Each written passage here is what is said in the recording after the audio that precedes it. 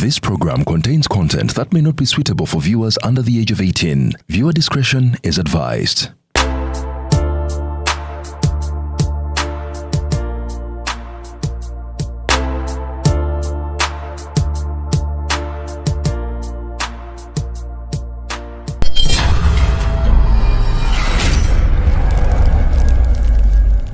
I'm on the move, looking for my groove. Sweetness on my mind, mango, apple, tamarind on the go. Flavor Muka Chupa, refresh and go. Flavor on the go, yeah, yeah. Flavor Muka Chupa, wherever I go. Flavor on the go, yeah, yeah. Flavor and go, refresh and go. Hi, this is Kasuku. You must be wondering, how did I get here? I'm here to tell you about Delta Cash. Pasangwano anali ekizimbe kiriko Children's Clinic ku level 2 wogenda okubeera ng'obasanga bagaba looni okuva ku $2 million paka ku $5 million. Naye bo bakugamba nti tebaagala kyapa, tebaagala sima ya kinno, baagala logbook. Emmotoka y'osigala ogivuga kasitoka kasante eri mu mannyago ng'oleeta logbook mu mannyago ng'oleeta bank statement tulabe esente zo zitambula zitya ng'oleeta ne national ID.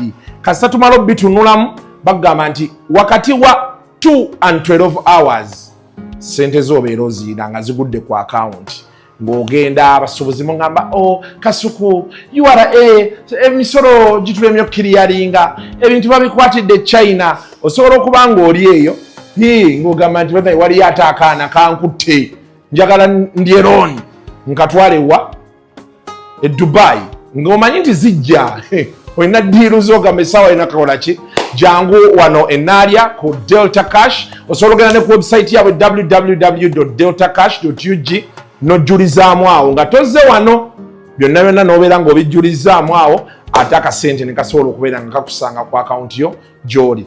Emunaavaawo era Kasuku toyambye eggwanga lino obeera mu bya kisiru kati mbaleetedde Delta Cash. Bwe munaagaana owulira ffe tunaabeerawo banyumyako nti mwaggwamu wabi si wabi.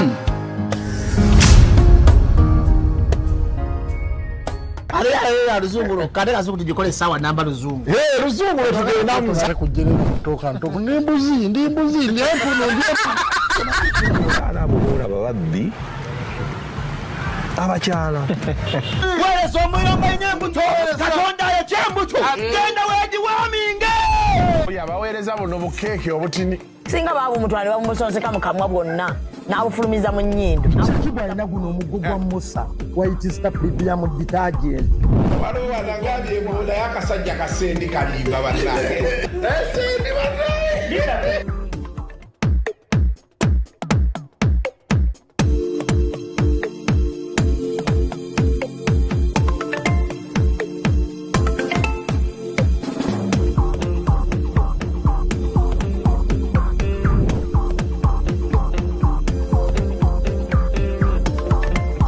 UPRS mandate yayo ki?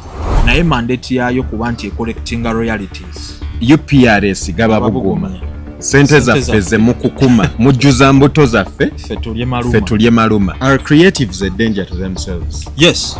UPRS ye kugamba sente zino sizizo wekanga omuyimbi. Gwe wizo oba muyimbi yena gwe boss wa UPRS. UPRS yasasudde the package of 2025 of the works that were used. The best thing to do is don't go on social media to rant. Go to UPRS. But are you an advocate for mediocrity? Me, I'm not a UPRS apologist. UPRS esinziira kuki okupayinga out. Lwaki gwe omuyimbi okubirongera mu UPRS osasule yaka akasente akati nyowandiise works zo obeere nti you have the full ownership of these songs by the rightful body. Lwaki obeera ogamba ki? But along the way mulimu entalo within the creative sector. Waliwo parallel forces endala ezirina interests ezaagala, waliwo power centers nyingi kyenyinza okugamba.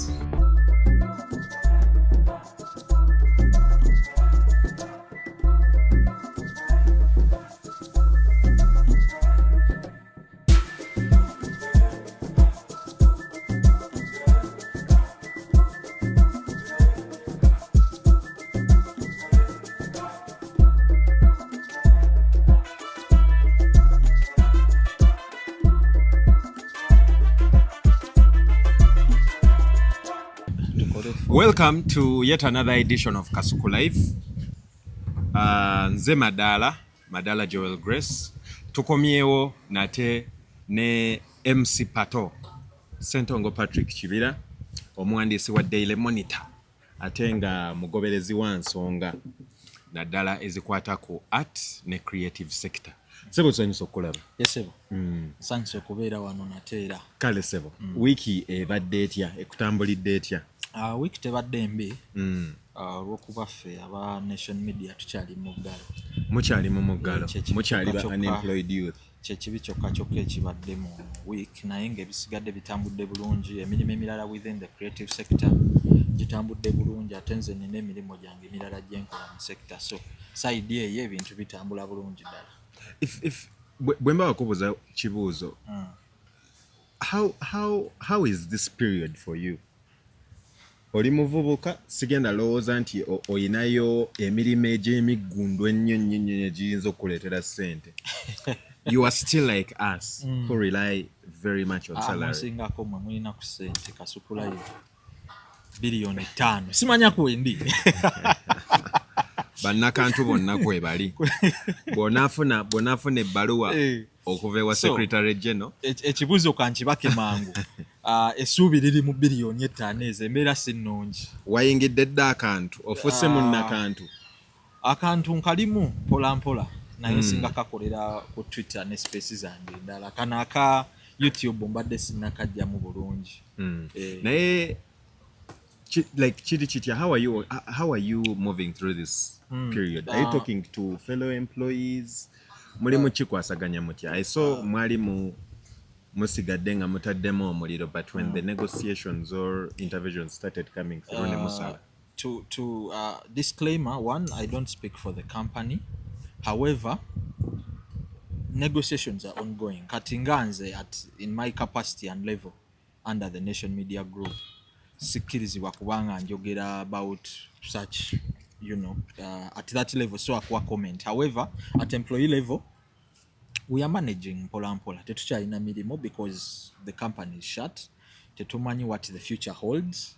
But our bosses are doing everything possible. Of course, in between here and there, within these days, I think it's coming to a fortnight.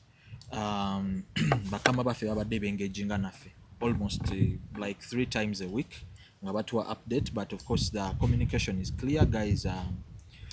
Just be positive, things are gonna get better, and when we return, let us return big and better. Yeah, so but there are tough times, of course, because gunoguba mulimo we mujja livelihood, but also most importantly sector jamulim,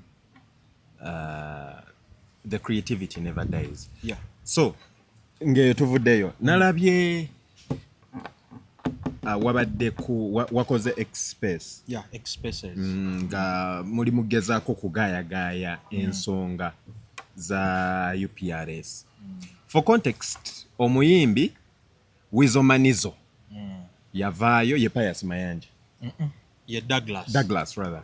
Douglas Mayanja yavaayo na yatula ssente UPRS ze yali emuwadde oluvannyuma lw'emyezi 18. Nga bamuwadde emitwalo 28 n'ekitundu.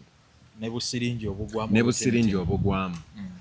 Ye KANSIIME naye n'avaayo n'agamba nti omuwendo balabika we batambulira kubanga nange ze bampadde. Kati nga ye KANSIIME yeebuuza nti waaka gwe nnina yenkana n'owa Wizo obungi okubanga tufuna ssente ezigwa mu tuluba lyerimu. So conversation eyo gye yatandikidde okutuuka wano wetuli. Yes, nenzijukira akayimba ndowooza kaali ka 2018 2017 kaali kayimba ka Fix for Make nga bakayita Mafia. Mafia oyo 2018 mwe yayimbira n'agamba UPRS gaba buguma sente zaffe ze mukukuma mujjuza mbuto zaffe ffe tulye maluma. So n'olabanga line ezo zituukira ddalako zituukira ddala nti even 6 years later kirabika tukyali ku conversation yenu. So njagala kubuuza ekisookera ddala UPRS mandate yayo ki? Okay, webale nnyo Joel. Okusookera ddala omulabi ali eyo okitegeera obulungi. UPRS kitongole mu luzungu bagiyita CMO, Collecting Management Society. So CMOs ziba mandated, emulimo gwa CMOs kuba nti zicollectinga royalties okuva mbannabitone. Era CMOs mu Uganda ziri 3. Waliwo eya music, ndowooza yesinga okubeera famous, gye bayita UPRS, Uganda Performing Rights Society. Waliwo eya film bagiyita UFMI, Uganda Federation of Movie Industries. Ne wabeerawo naye ffe abali mu kuwandiika bagiyita, it is a domain within the creative sector, bagiyita literary works. Ebeeramu ebyobutabo, publishing and all that. Bwengenda nenfuna gundi eyo bagiyita nizite backcode. Yes. Nga mpandiise ekitabo kyange. Eyo identify eraga nti ezo kati abo nabo bafuna royalties because n'obutabo they do reproduce. Buli mwaka bwe gufuluma akatabo kange. Yes, depending on how it is working on the market. Kati abo nabo abobutabo bali mu literary works balina CMO yabwe bagiyita Uganda Reproduction Rights Organization. Kati CMO ziri 3. Nayo lwaleero tugenda kwogera ku UPRS. Kakati UPRS eri mandated, by the way, kitongole kya government. UPRS is a member based organization. Abayimbi abo abamu ne bola bakati abagamba nti bagirwanisa, they are distancing themselves from UPRS. They are instead the owners. UPRS are artists. Kati si kitongole kya government, it is a member based, it is a private body. Naye mandate yayo kuba nti collecting royalties eziva mu biyiiye by'abayimbi. Naye UPRS te collecting sente zokka royalties z'abayimbi kubanga product fe gye tulaba eno ng'abawagizi oba audience oba betuyinza oyita ffe ba music users mulimu nze naawe awuliriza oluyimba naye mulimu abamabaala, aba radio, aba TV. Kaakati abo ba music users UPRS bwebe bajjako akasente kebawa abayimbi bo ke balowooza nti kaabwe. UPRS ye kugamba sente zino sizizo wekanga omuyimbi kubanga okuluyimba okuvaayo lulibeerako producer. Kati nja kuwa example ya Reddy and Weasal. Nkozesa oluyimba one of their top songs ngabo Talk and Talk, oluyimba lwabwe lwa 2011 Talk and Talk. Talk and Talk UPRS weba egaba sente za royalties kangambe. Batunulira Reddy and Weasal ng'abayimbi, be batunulira nga ba performers oba recording artists. Naye batunulira ni yaluwandiika, batunulira producer bwe mbasiri mistaken Washington ya reproducinga. So UPRS ebane kye bayita spreadsheet eraga details ezo zonna, era eba ba collecting royalties abantu abo bonna bakola ki bafunako. Kati ndoze ekibuzo nkizimu bulungi. UPRS eri mandated collecting royalties era ne distributingira chain eno ebeera mu ba music mu ba musicians or artists. Omuyimbi ayingira atya UPRS? Omuyimbi okuyingira UPRS, of course you register with them. After registering with them nofuuka member. I think there is a certain fee, I'm not sure of the fee, but sente simpitirivu nyondoza giri emitwalo 5. Okay, bwomala registeringa nabo nofuuka member, then no registeringa ne waxizo era obumu ku buzibu abayimbi babadde bagamba nti emitwalo 5 egyo mingi. Of course bwinzo kitunulira ku some of the prominent names in the industry, abayimbi abamanya n'ogamba emitwalo 5 si mingi, ne wali abayimbi abatandika abandigambye nti emitwalo 5 mingi, sente nyingi. Naye bwe nali njogeramu n'abamu ku bakulira UPRS ne bangamba nti ekyo tekiba kya bwenkanya okuva mbayimbi ogamba nti tarifu gye bateekawo nyingi kubanga ye naawe example nali njogera ndowooza yali board chair yoyo nangamba nti bw'obeera oyina kaŋŋambe ploti ye ey'ettaka ng'ogiguze ogenda ogiregisteringa mba amateeka oba mu bitongole ebikwasaganya eby'amataka ofune ekyapa kyo, you can spend a lot of money because you're fighting for ownership. Lwaki gwe omuyimbi okubirongera mu UPRS osasule yaka akasente akati n'owandiise works zo obeere nti you have the full ownership of these songs by the rightful body, lwaki obeera ogamba kinene? So UPRS erina akasente akati nkekujjako n'ofuuka member, then no registeringa works zo, era mu works zo registerings bo zezo kazi babeera mandated okusolooza. Era obuzibu obumu ku bwabadde Weasal ye bwagamba atunulira catalogue yeyo yonna nga nnene, but the big question is catalogue eyo yonna eri registered ne UPRS? That is the big question. ekibuzo ekyoko ekibunga even before I go back a little bit. Zino sente ezaweerezeddwa WEASAL yazifunye ku catalog ya radio and WEASAL oba yazifunye lwa WEASAL kyekisooka. Ekyokubiri wetubanga webanga bajja okuregisteringa edduo nga bweri eya radio and WEASAL baregisteringa radio Moses yekka ne baregisteringa ne Douglas yekka oba baregisteringa Douglas ne Moses nti bantu babiri era bagenda kufuna. I think I can partially answer that question according to what I know and maybe the questions I threw to them. Kati work radio and WEASAL as a brand baregistering brand yawe some of the works ziri mu UPRS bino njogera bigambo conversation je na havinze n'abamu ku balida ba UPRS waliwo work bwe balinanga radio and WEASAL era work bo UPRS gwe badde collecting considering because eri baliyo as a duo and I think it is also registered under a certain company. I think it's either Good Life or something, Good Life Magic something. Kati ye work oyo gwe ba collecting. However, important to note also, UPRS sente ze yagabye oba eziri okwogerwako sente ziva mu works ezakozesebwa oba music yakozesebwa mu mwaka gwa 2025 gwokka. Kati kiba kikyamu muyimbi yenna okuvaayo yena atunulira katalogu ye mu bungi bwayo bwonna nti katalogu yange eri over 300 songs bwe noosubira nti that is the worth you must get. No. UPRS yasasudde the package of 2025 of the works that were used, but also of those works that were used, of the works that you formally registered with UPRS.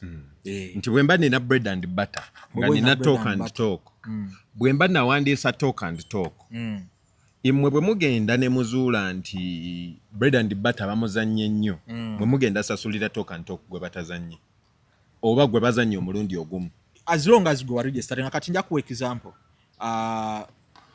of like part of my conversations n'abantu ba UPRS, actually the chair simanyi maybe WEASAL will one time come and rectify simanyi ddi yenga WEASAL yasemba kugenda mu UPRS na updating catalog ye works ze, but according to what I heard and you know in the corners amaze about a decade also nga tagenda nga yo ku updating. That means ojja kwesanga music wa WEASAL radio and WEASAL ali mu UPRS bogo balinako mandate to okusolooza mutini nnyo yoli ku yasooka but bakola music mungi nnyo past that ojja kwesanga UPRS temuyina because UPRS tesolooza kyotagiwadde. They might not be sure that's your work.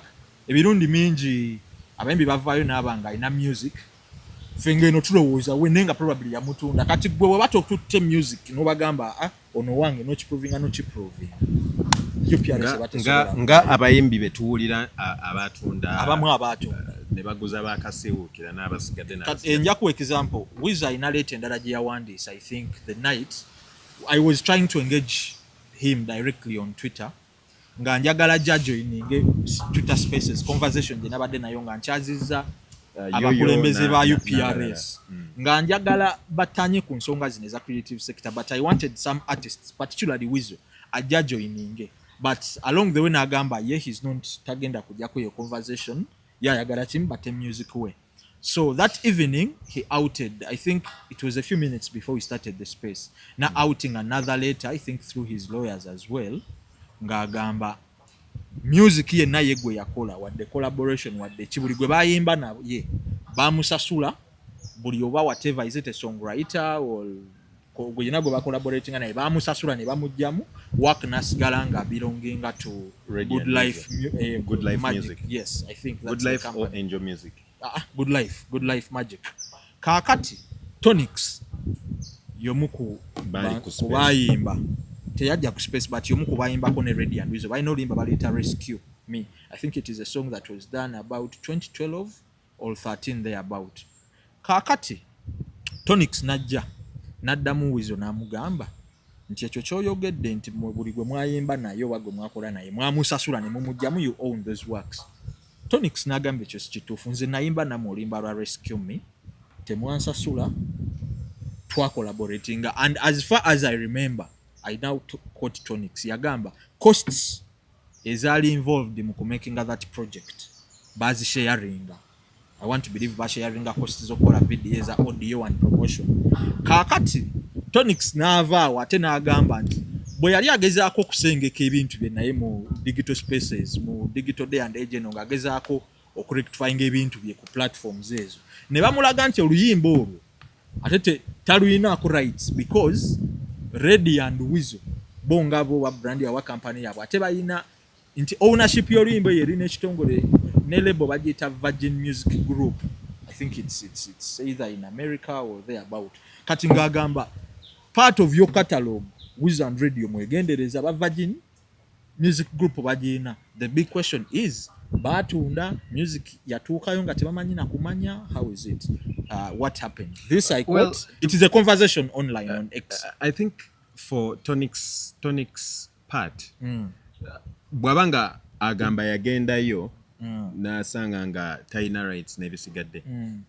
Fairly and squarely, I think how Weasal bamusinga amagezi. Chisoboka. Now that's the conversation we need to have. For which he shouldn't come out and complain, I think. So ekibuzo kyenjagala okubuuza kiri nti ekintu tukive wansi tukive ku mirandira.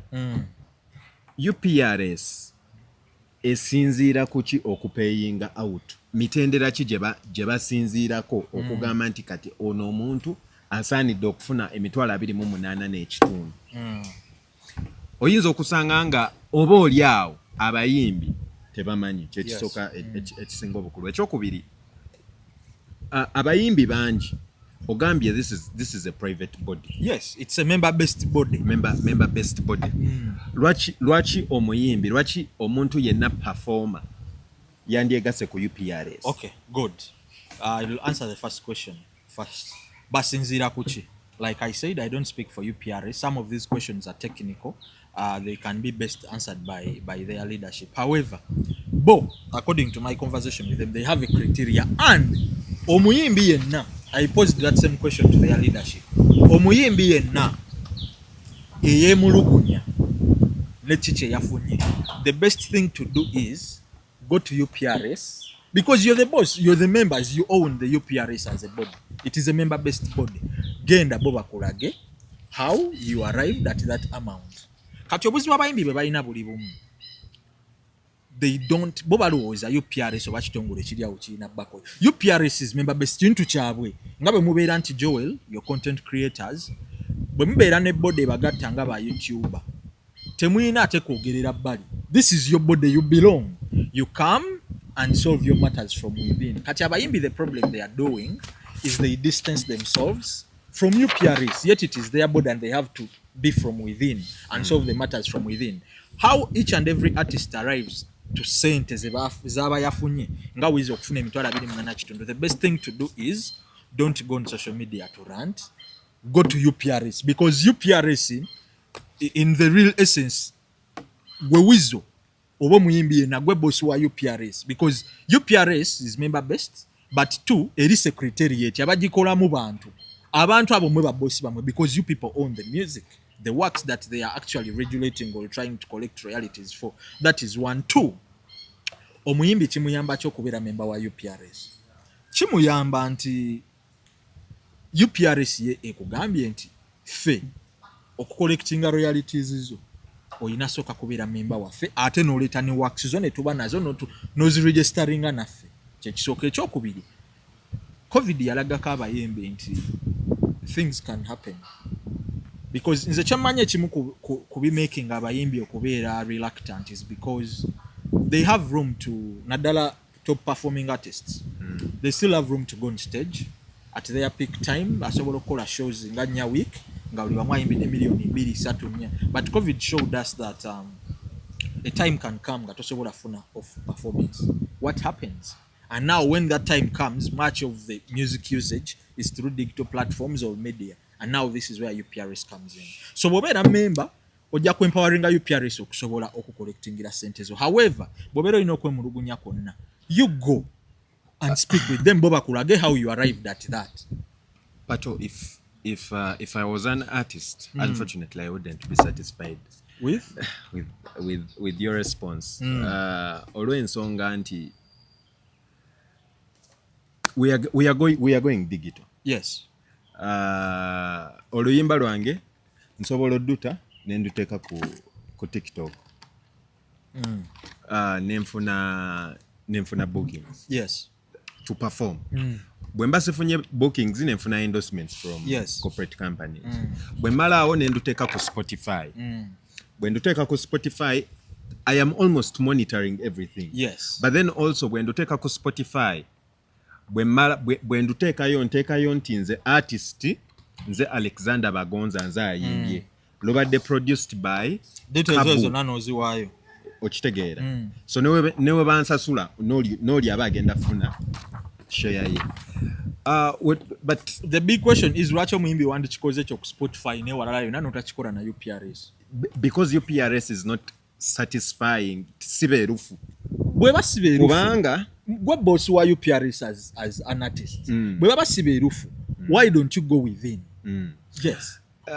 Because I'll give you an example. I was still speaking to one of the top guys at UPRS, the leaders. Now remember there are a couple of top artists in Uganda here who are not members of UPRS.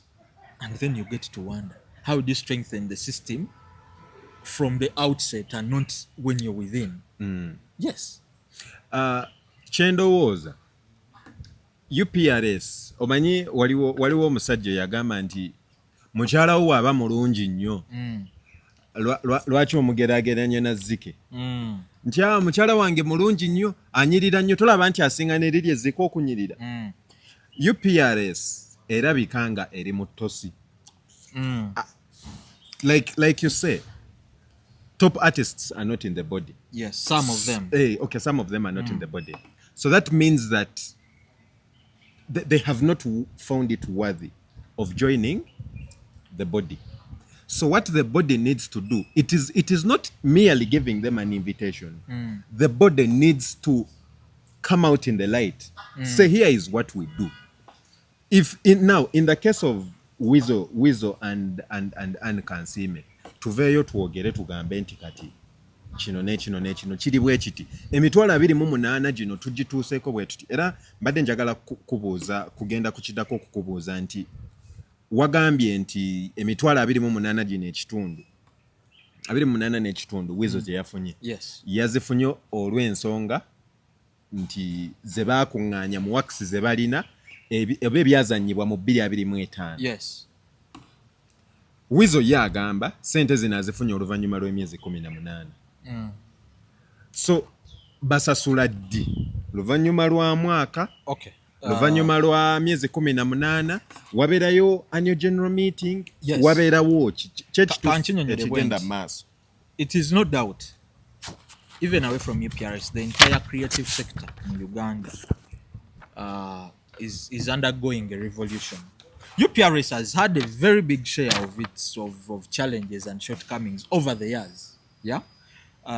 Bw'oba badde ogoberera nnyo ojja kumanya there is a time waliwo omukulu bali bamuyita Mwami Wasula. James Wasula we yali ng'akulira UPRS. Waliyo entalo nnyingi nnyo and some of those was still even linger on. Ezo ze zaalimu ne Mwami Sendi radio we yavaayo. Yeah, that is the time. Kati UPRS naye zeeyo kulanga ebitongole ebirala byonna mu music. Kubanga sector erikula mazima kikyamu nnyo nze ndowooza as an arts and culture journalist. Ndowooza kikyamu nnyo okujajinga obukubagano buli mu creative sector today. Ne tusuubira nti we need to be perfect. Yet perfection, before you get to perfection, there is a journey, and part of the journey bwe bukubagano buno, because it is through such turmoil or obukubagano buno that things get rectified. Okay? It is through UPRS kye yalimu emyaka giri kye kigituusisa wano weeri nti esobola n'okubaako nti basobola okuvayo ne bagamba twacollectinga this much, okay, and this is much we are putting out. Kamalirize. It is a journey. UPRS erina share of challenges zaayo, okay, but at least they are moving a step in the right direction, just like any other bodies within the creative sector. It is saagala tutunulire tugambe to comparing UPRS ne other spaces or platforms where artists are putting their music, that's Spotify, what, because reality yaffe wano ku ground bali si bwe bali oba comparing royalty systems in the US ne wano ffe tukyakula nekyo njagala okugamba nti UPRS nayo egezezaako okubanga ejja yeeyubula. UPRS ebadde ne leaderships over the years. Waliwo n'omwami I engaged with him, bali bamuyita Kabito Karamagi. He was a board chair. Actually Kabito Karamagi had to step down nga waliwo n'omwami yali CEO. Mwami bamuyita Anthony Mwanda, my good friend. Naye era almost left because artists proved to be quite hard to work with. Mu mbeera y'okuba nti bali bagezaako tereza issues. It led to a time whereby the artists bagamba tuleke twekwatira ebintu byaffe. Era ensonga lwaki kati olaba leadership ya UPRS from board chairmanship erimu artist who is part of them. Now Yoyo is an artist. Feeling era ku board kuliko ne ba artist abalala. Okay? Leadership ya UPRS kati bw'ogigenda ne Washington yomu kubaliko. Kuliko ba leaders bangi. Nti ba artists basalawo bekwatira ebintu byabwe balabe nti they work about things with it so that they satisfy their interests. So it is a step in the right direction. So abayimbi abatali satisfied. My call to action to you is instead of fighting out here, musoke mugende within UPRS, mutegere, because UPRS in a system, it can justify everything. Never jaku social media, you'll kickstart a conversation and mu public bafani bamwe bali emotion. They don't understand these dynamics. So before you come on social media to rant, you go to UPRS because UPRS toina jirabanga body yawe. It is you, it is a member based, it is your platform. Bali kolera mwe as artists. So for me that is what I think. But are you an advocate for mediocrity? No, not at all. In my capacity I actually check. You UPRS. Yes, you are a person that has been following, writing about the creative industry. Now, olina sim, an iPhone. So bwe tukeera enkya ne tufuna omuntu avudde mu kyalo ne tumuwa essimu y'amapeesa n'abeera ne tumugamba kati guno omulimu gw'oyingidde katugeze ayingidde kantu essimu eno ey'amapeesa abeera nayo oba kale ne tumuwa essimu ekwata ekifaananyi nga si kirungi n'ayingira akantu n'akwata ekifaananyi ekyo n'akyapulodinga tugenda beera abantu bameka abategeera nti omuntu ono bambi yakatandika yakava mu kyalo because what I'm hearing is nti nedda bannange yakava mu kyalo kyekisooka tumuwe omukisa tumuleke bambi naye atandike naye akole. Honestly si kibi okubanga UPRS yeeyubula egenda maaso mpola mpola. But I think they are being slow at it. No. They are not being slow. What artists are demanding, and fair and square to them, bo baagala mubeere nga muli bweru. Olaba Katikkiro wa Buganda Oweekitiibwa Charles Peter Mayiga ye kyasaba nti ne we tubanga bye tukola abantu tebabisangamu mulamwa bwe tubikolera mu musana bwe tubikolera mu kitangaala abantu bajja eventually bajja kukitegeera. Kakati tuyinza kukolera tutya ebintu bino mu kitangaala, ebintu bino tuyinza bikolera tutya mu musana bwe tuvaayo nti singa Weasal memba waffe avaayo ne tutatuula bbali ne tugamba nti nedda abo ba Weasal bajjanga bulijjo ne bakambuwala tu engaging Weasal tumugambe naye mu kifo ky'okukomya emboozi eno ku X emboozi eno tugende tunyumye n'abantu. UPRS has done that. Tugende tunyumye. Well, if it is not in the light. Ompadde example nange kankuwa example. Oli mwami mufumbo. Tewampitako mikolo. Tonaba. Nedda sebo siri mufumbo. Mikolo jampitako. Kati kankuwa example. Egendo kuyamba n'abalabi baffe okutegeera relationship.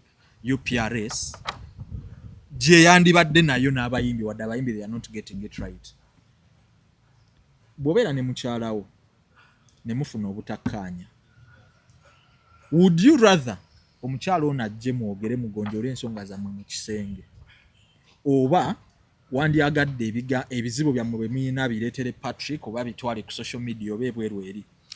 Ebizibu by'omunju tobiraalasa bobibulira bangi tebibagasa. That is it. Kati kankuwa example. Abayimbi abavuddeyo ne baranting. Me, I'm not a UPRS apologist. However, I've reported about UPRS and the creative sector. I've also engaged with artists at individual levels. Kankuwa example. Abayimbi bano nja kuwa example ya Reddy and Weasal oba Weasal.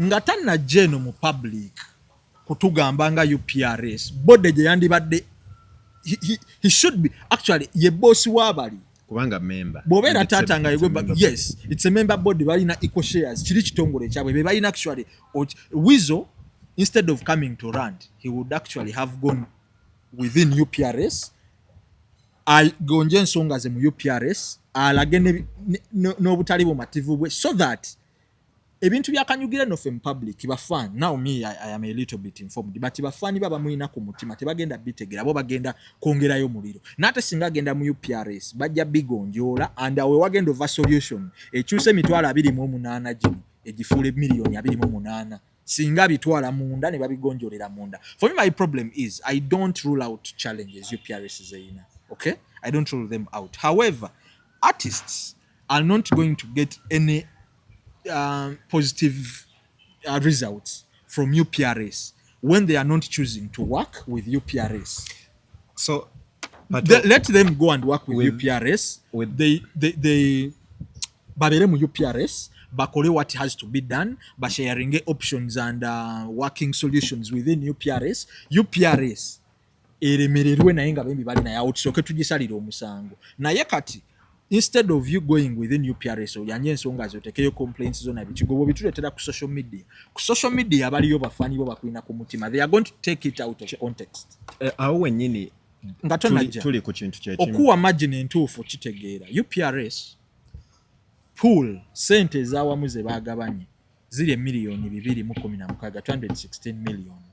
Cut off the 216 million botunulira the highest and the lowest mu bafunye ku sente zino lowest average libali ku lowest waliyo nabafunye 2,000.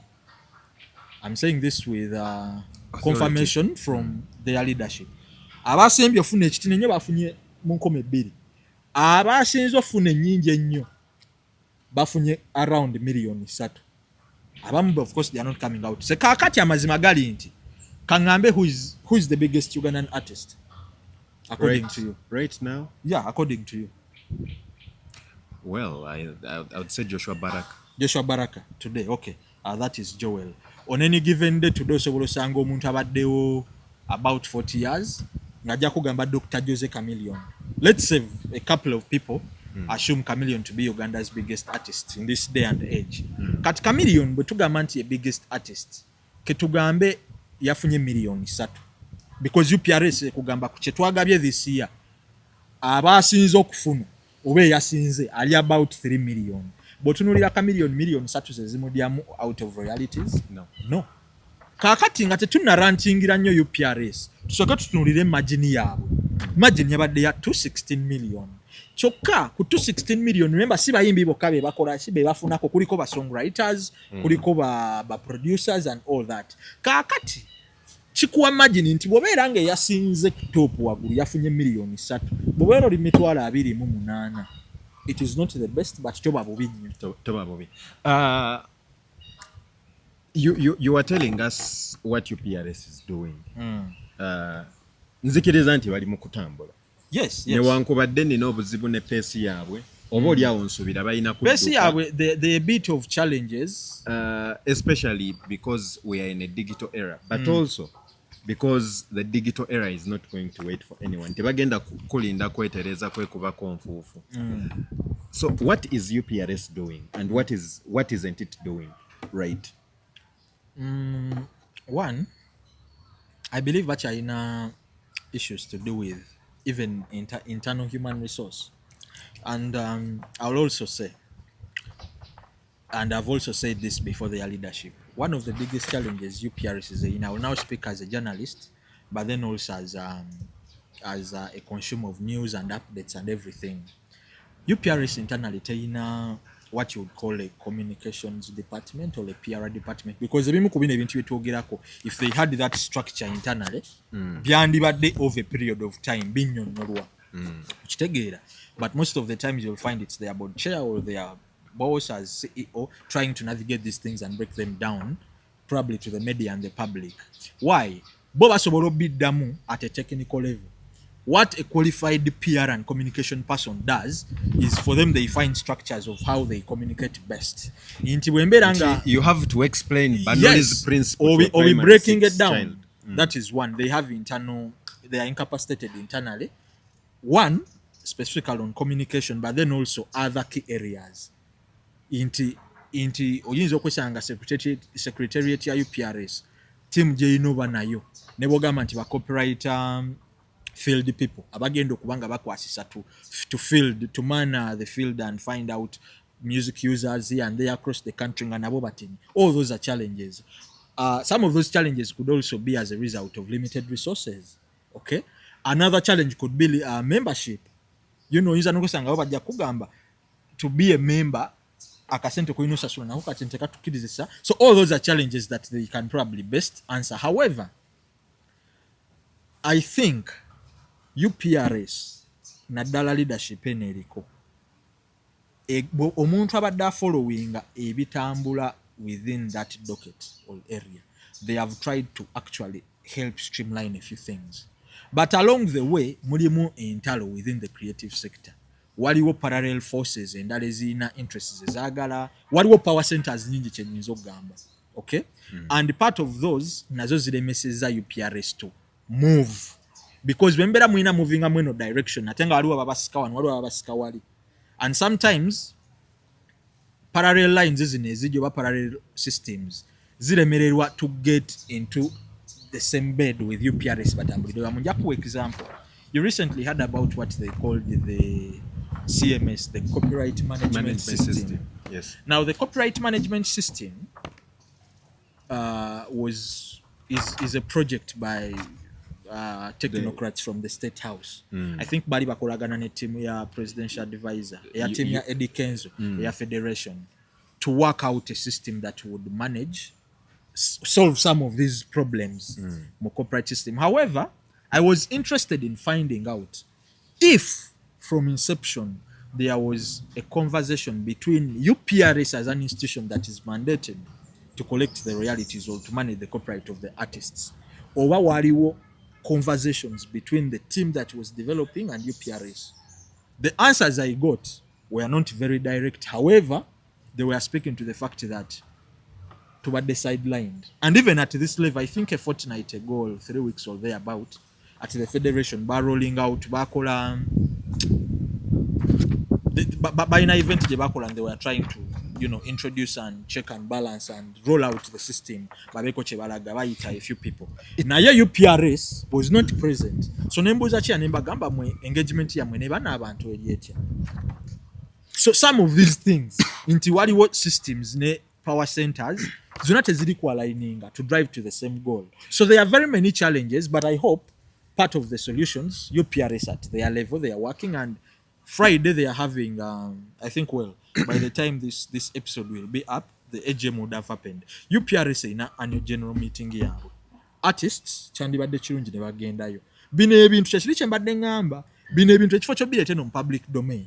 Bagende mu bo munda. AGM would be a very good space to utter out these things and have working solutions and get updates. Yes. Waliwo omuyimbi I really believe nti ebimu biyinza okusolvingibwa nga biri munda. Naye waliwo omuyimbi oba oli awo ali kabera maido oba nakapiripiriti oba kabongo ye agenda mu studio n'asasula painfully sente zajje mu kukola ennyo n'asasula n'afulumya oluyimba Katonda n'amusaasira oluyimba olwo ne luyitawo ne lusala ne lujja e Kampala. Mukama bw'amala omusaasira bapromota ne bamulaba ne batandika omutambuza. Katonda we n'abeera mulungi n'agattako omwaka ne guggwako nga ali mu nnyimba 5. omuyimbi oyo at what point now you are a person in this information sector, and so am I, but I can tell you at least from my own perspective, at what point might that artist see or know anything about UPRS related? Kakati awo tekiri kyembadde gamba some of the internal challenges. UPRS Jachidam is member based. Bayimbi be banyiniyo. Before Bayimbi connect to UPRS at structure level, Abayimbi bano wali organized in different organizations. Currently wali woziribiri wali Uganda Musicians Association, UMA, ne wabirawo ne Uganda National Musicians Federation, UNMF. Emu ekulirwa Cindy Sanyu, endala ekulirwa Eddie Kenzo. The good news is they got into a marriage. They have a close working relationship. Joinzo Gamba today in the Champion Sanyu. And today you can call artists okubanti they have a unified force. Kat unified forces is UMA ina clusters, ne UNMF ina clusters. Mu northern region, mu western region, mu central region, era bonna baluka to form these associations. Kati ekintu kyembadde gamba nti abayimbi be bannannyini UPRS eri member based organization. So bonga bo basooke beorganizing mu activities ebalina at institution level mu woman federation bageting UPRS to these clusters over the region. This is a working solution I will give them. Ntwembera mu ina northern region eya clusters y'abayimbi under UNMFM and UMA. UPRS kati mugikwate egete settinga amakanda mu northern region. Omuyimbi tugenda mugamba oli naffe naye waliwo ne UPRS. Yes, because actually for me I think so UNMF ne UMA partly they are the bosses of UPRS because they have members which members UPRS ekolera ba member babo. Partly omulimu gwa UPRS UNMF ne UMA good taking it over, but that's good taking over. Good taking over. Teguba good taking over. Bano literally be babosi babali. Bano UNMF ne UMA amanyi gabe galimba member babo. Ba member bano UPRS ekolera bano like nku example okifunye nkitegedde bulungi inti ife bakama bamu kati nga bwe tulina MDAs. Yes. Ministries, departments and agencies and agencies. Inti ojja kusanga okugeza Ministry of Health erimu department gundi ne gundi. Naye kye ndi mugezaako gamba nti department oba agency nayo ekola omulimu gwayo ne department if it is PR agency ekola ogwayo, department ekola ogwayo, ne ministry ekola ogwayo. So away from that ndowooza ensonga etegerekese nti ne UPRS erina okwongeramu amaanyi. Now that we know that there are certain things they have done and they are progressing, but there are also things that they have failed at. Yes. Oba wetubeera mu bitongole ekigambo failed kiba kinene nnyo kiba gwawaza matu. Obeera obajajinze nnyo because tomanya challenges ze balina internally for them not to deliver to your expectation. To the areas of improvement. Yes. So there are areas that they need to improve. And one of them, I mentioned it here, and I've also mentioned it before their leaders, is the area of communication to offer clarity about some of these matters. So you have talked about the copyright management system, and then I want to close the conversation on UPRS. Yes. Do you think is UPRS adapting to new technologies? Waliwo ne juzi mukadde waffe mwami Edison Jabada promoting a song boost. Are they adapting to some of these systems? How are they monitoring? Because by CMS coming up, that means that somehow tulina obuzibu n'engeri gye tumonitoringa mu waka waffe. Yes. So how are they monitoring? Chechisoka, but then also secondly is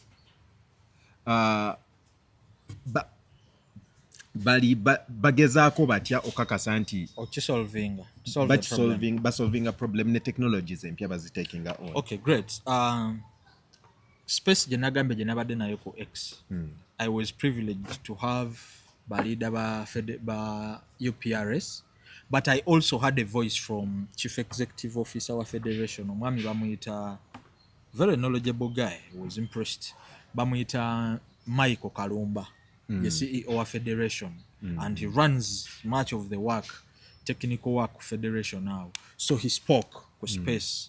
Natunyonyola, and he shed some much more light on the copyright management system. But this is how I can address the question. UPRS ina systems eryokozesa. Era nze zengamba abayimbi naddala abo abalina okwemulugunya ze basobola okugenda internally ne babalaga. Kati to bring back into lwaki mbasindika to UPRS, because it is the best address where they can get that. However, if UPRS also had a communication docket that would break these things down for the entire public or even artists, Chandibade, I would probably not send them there because this would be information that is out there. Two, UPRS mentioned, and they still do, they told me, and also in that space, for them they are very open to any development or innovation that is trying to capture things to do with a one-stop kind of digital center where music can be put nga gyali ali registered digitally okwo nga asobola monitoringa nakuwa metrics nalagozanywa na computinga ne sente zo inofuna. And that is a solution the copyright management system was trying to come and solve. Okay, bo bagamba bali very much welcome. However, bali very happy with the initiation of the copyright management system, eranga bali excited, didn't you? However, as per them, bagamba communication between side ekwasaganya chak system eno nabo ebadde ntini nnyo close to butabeerawo. However, when nalimbuza mwami Kalumba wa Federation about the updates about that copyright management system, yagambye into the system is ongoing, era bakyagikola developments. However, much of the nitty-gritties around it is at a certain level. Let me say boardroom level, developers level, strategic level. Ebintu ebimu tebannatuuka kuba nti basobola okuvaayo ne babinyonyole no public. However, at the right time bajja kuvaayo balolling out ekintu kino era balabe how they best incorporate or work together with UPRS to solve this entire problem. For me, the good thing I saw in this is singa platform manager ngeri applicable ngekola bulungi, it proves to be the solution that will put an end to all these things, because this system ejja kuba esobola osobola nobeera ku simu yo bagicreate maybe ng'olaba buli kimu nga bwe kitambula ng'olaba sente zo nga bwe olaba nti akayimba kange yes oba kalango kange kazanye ku akaboozi ng'oli ku song boost. So as I end, for me the call to action to artists, UPRS and whoever, you guys just need to harmonize. That's one. Two, it would be good to follow up on the copyright management system, liaise the system developers and the ones in charge on that end, on that front, and the people at the CMO, which is UPRS, work together. Bemba mukomawo mujje with a joint force. Actually, manditukoledde, when you're rolling this out, manditukoledde what we call a joint press conference. Nemu rolling and I'm speaking out with the same voice. Pato, that would be a solution. Are creatives a danger to themselves? Yes, very much. Very much. And part of that is, for me, as a journalist, chances of finding, reporting about these matters is, but I will testify, more around realities and copyright. But artists, they are illiterate. Now, being illiterate is not the problem, because anyone can be illiterate, but the urge okwagala okuyiga nayo ntini. Away from that, nechifuka kizibu nnyo nti matters around copyright and royalties and that entire kind of discussion eri technical. Bogenda mu copyright not aniko breaking out certain things, no getting into shares, manya split sheets, manya neighboring rights, these percentages being to be very technical. Kati omuntu atabugumizibwako Uncle Mo would kiba kizibu nnyo bifuna. That is why abambi ba confusing ani bajja ne baranting aburantings. Uncle Mo would beg to differ. Uncle Mo yagamba. Uncle Mo is Uncle Mo Moses Chiboneka. Moses, yes. I'm just referring to him. Yagamba anti, if you understand it well, find the easiest way to make the next person understand it. Great. So technicality nebisigadde probably tusobola okufuna engeri gye tubitegeeza abantu bano there was a challenge I want where I would want Chidayo waliwo gambye communication PR docket within UPRS to best demystify these details. 1 to artists, 2 to the media, 3 to the general public who are mostly fans that are very much passionate and attached to their artists. Nti artists wa wajana bagamba nti mwampadde emitwalo 10 bajja kuvaayo bakube UPRS. That is the simple solution. Lastly, how can performers benefit first from UPRS, then from their work in general, all together? But performers bayinza kufunamu batya nti bwetuba era tuyinza kubayamba tutya okukakasa nti bafunamu wako waabwe. 1, with the digital day and age, there are very many options of where you can put your work and monetize and all that. However, most of these platforms are not Ugandan, yet twagalana okukulakulanya ensi yaffe.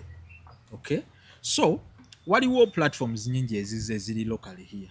Nze mbadde nsaba artists baffe, however much tukyalina challenges ne systems zaffe wano ebintu tebitambula bulungi, you might probably monetize ya ne bakuba nobeerawo some of those challenges. However, let us not fall so much for the international spaces. Ate nga tuneglecting okuza ebintu byaffe wano.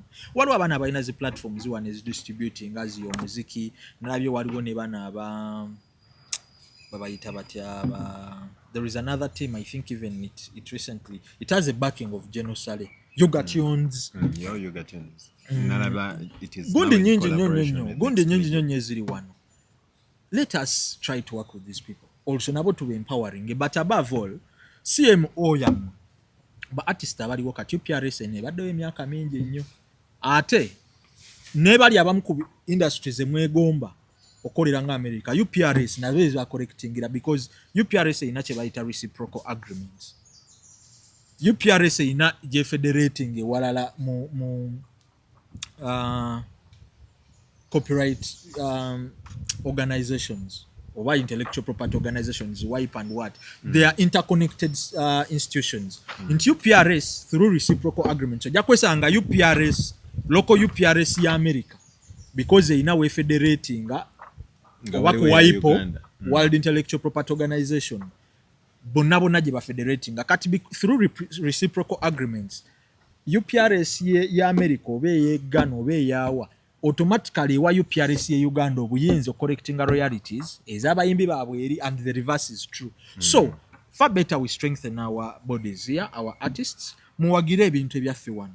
The journey might be long, but it has to start with YouTube, because I mean mweba artists mwenyini fe nze china je tugamba nti bobere oli mu media today Joel, chances anaba nabo they might be inspired by you ne bajoining kati gwe bakibata kikoledde mu generation yo. Try to strengthen institutions eziriwo so that omwana wa ayinza okwegomba okuyimba ye bwana jira ajasanga ebintu biteredde ate yakifuna. For me that is really the call to action. MC Pato, thank you very much. It has been a very long discussion, but very, very informative. Thank you very much. We really had another conversation that we had to get into, but it is also very complex and complicated. If we add the two together, it is very likely temuja kulaba. But MC Pato here, he's a reporter. He works with Daily Monitor. Awandiika ate agoberera ensonga nga namwe mukiwulira. Patrick Sentongo Kibira. Formerly the other young Peter. Yeah, I'm on Twitter at Sentongo_P. Sentongo Patrick. So much of the conversations around the creative sector and my opinions, 2 cents, and a few things, I share them on Twitter. On Twitter. Yeah. When we are opened, I do a lot of reporting around the sector. Kale, nze Madala Joel Grace, mwebale nnyo, mubeere bulungi, mweraba. The views expressed on Kasuku Live do not reflect those of the host, producers, or management. They are solely of individuals providing them and do not represent or reflect the official policy or position of this YouTube channel.